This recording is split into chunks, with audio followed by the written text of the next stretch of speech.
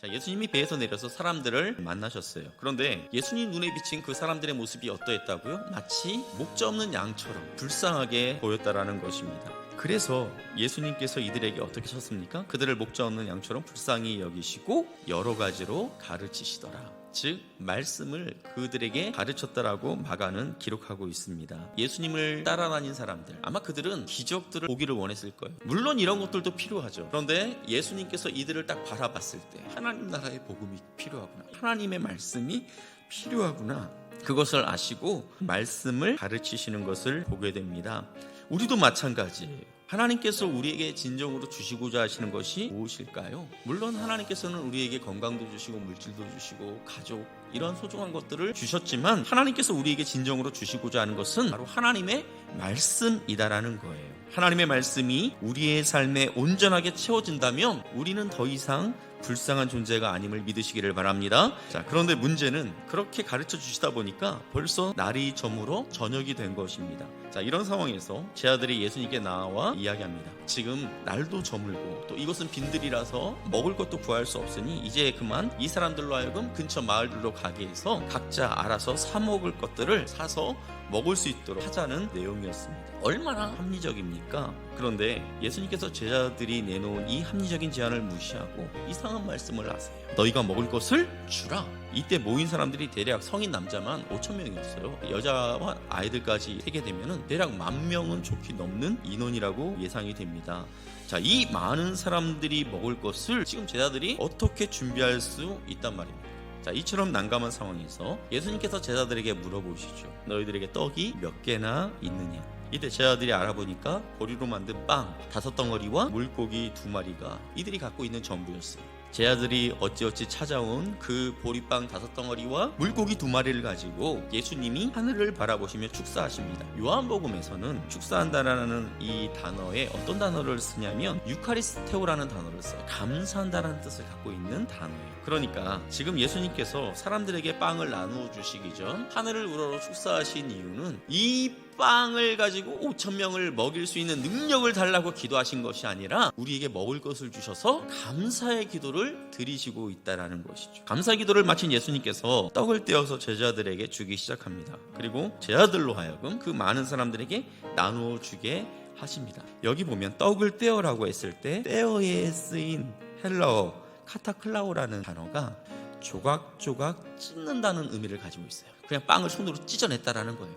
아마 그 떼는 그 과정 속에서 이러한 사이즈의 이런 빵들이 이와 같이 되어지거나 이거보다 더 큰 빵으로 변했을 가능성이 크다라는 거죠. 아마 물고기도 이와 비슷한 방식으로 나누어 주셨을 것입니다. 결국 예수님께서 행하신 이 오병이어의 기적이 완벽하게 이루어집니다. 그 증거가 무엇입니까?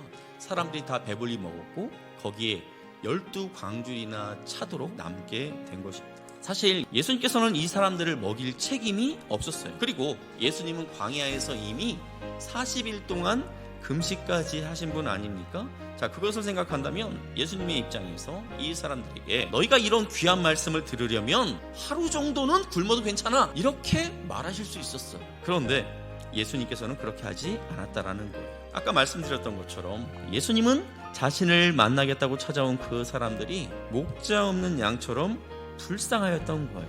그래서 그 순간 예수님은 이 사람들의 목자가 되신 거죠. 목자는 양들이 알아서 먹도록 하지 않습니다. 여호와는 나의 목자시니 내게 부족함이 없으리로다. 그가 나를 푸른 풀밭에 누이시며 쉴 만한 물가로 인도하시는도다. 목자는 양들이 뜯어먹을 풀밭 그리고 마실 물이 있는 물가로 인도하여서 마음껏 양들이 풀을 뜯고 물을 마실 수 있도록 해준다라는 것이죠.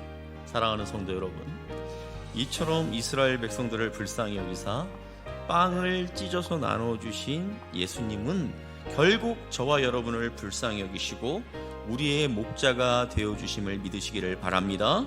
그리고 예수님은 우리를 위해 빵이 아니라 자신의 살을 찢어서 우리에게 주셨습니다. 자신의 살까지 찢어 우리에게 주신 참 목자이신 예수님께서 지금도 우리의 삶을 살피시며 부족함이 없도록 인도해 주고 계심을 믿으시기를 바랍니다. 베세다 빈들에서 5,000명을 먹이신 예수님은 그 옛날 출애굽한 이스라엘 백성들, 그들이 광야를 걸어갈 때 하늘에서 만나를 내려 이스라엘 백성들을 먹이신 그 하나님을 생각나도록 만들어요. 그런데 광야에서 만나를 내려주신 이 사건과 오늘 말씀의 오병이어 사건의 차이점이 있어요. 첫 번째는 광야에서의 그 만나는 하나님께서 일방적으로 땅에 내려주심으로 백성들이 직접 거두도록 했다라는 거예요. 반면 오늘 우리가 다루는 오병이어는 어떻습니까? 이 모든 것들을 예수님께서 주시는 것이기는 하지만 그 빵과 물고기를 제자들을 통해서 사람들에게 나누어 주도록 하셨다라는 거예요. 자, 그리고 두 번째는 광야에서 하나님께서 만나를 내려주실 때에는 그 백성들의 어떠한 헌신 이런 것이 없었어요. 그렇지만 오늘 우리가 다루는 오병이어 사건에서는 한 소년이 빵과 물고기를 가지고 나오죠. 그 한 소년의 헌신이 있었다라는 거예요. 오늘 우리가 나눈 이 말씀을 보면 제자들에게는 아무런 음식도 없었어요. 그렇다고 해서 그곳에 있는 사람들에게 먹을 것을 사다 줄 수 있는 그런 능력도 없습니다. 어쩌면 이 제자들의 존재감이 빵과 물고기를 가지고 나왔던 이 소년만큼도 없어 보여요. 그러나 이 제자들을 우리가 눈여겨볼 필요가 있습니다. 우선 그곳에 있는 사람들이 얼마나 배가 고플지 알고 음식을 구해서 먹을 수 있도록 해달라고 요청한 사람들이 바로 이 제자들이었어요. 저들의 상태를 면밀히 살피고 저들이 배가 고프겠구나 하고 그 의견을 예수님께 말한 것이지요. 또 많은 사람들 가운데 수소문하여서 빵과 물고기를 가지고 있는 소년을 찾아낸 것도 이 제자들이었다라는 거예요. 그리고 예수님이 기도하신 이후에 그 음식을 발에 땀이 나도록 그 사람들에게 날라주면서 그들을 먹도록 한 사람도 제자들이었습니다. 모든 놀라운 일들이 예수님으로부터 시작되었지만 제자들은 이처럼 예수님이 행하신 이 놀라운 사역을 일사불란하게 섬겼다라는 것이죠. 너희가 먹을 것을 주라 하신 이 말씀은 결코 예수님께서 그냥 해보신 말씀이 아니었다라는 거예요. 실질적으로 제자들을 통해서 그 사람들의 필요가 채워지는 것을 우리는 보게 됩니다. 지금 이 순간 빈들과 같은 이 세상을 살아가고 있는 우리에게도 예수님은 동일하게 말씀하세요. 너희가 먹을 것을 주라. 내가 곧 생명의 떡이니라. 너희 조상들은 광야에서 만나를 먹었어도 죽었거니와 이는 하늘에서 내려오는 떡이니 사람으로 하여금 먹고 죽지 아니하게 하는 것이니라. 광야에서 만나를 먹었던 사람, 신기한 하나님의 일을 그들이 경험했지만 그들은 다 죽었어요. 또 오병이어의 그 기적을 통해서 이들은 그 순간 놀라움을 금치 못하는 그런 일들을 경험하게 되었지만 그들 역시 다 죽었습니다.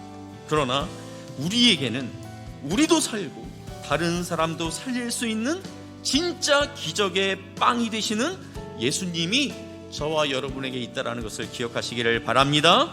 하나님이 우리에게 재능과 직업, 물질, 건강 그리고 오늘이라는 시간까지 이 모든 것을 우리에게 왜 주셨을까요? 그것으로 생명의 빵이 되시는 예수님을 다른 사람들에게 선물하라고 이 모든 것을 저와 여러분들에게 주신 줄 믿으시기를 바랍니다.